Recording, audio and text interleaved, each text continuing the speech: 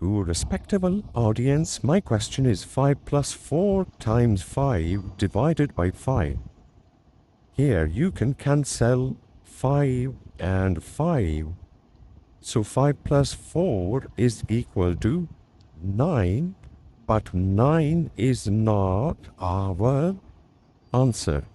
So what is the method to solve it? We have to solve, first of all, multiplication. So 4 times 5 will be solved.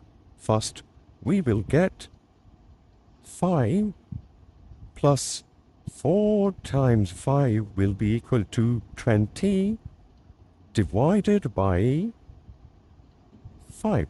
Now, 5 plus 4 will be equal to 25 divided by 5. So 25 divided by 5 will be equal to 5, which is correct answer. So the first case, our answer was 9, which was not correct. So 5 is correct answer. Thank you for watching and subscribing my YouTube video.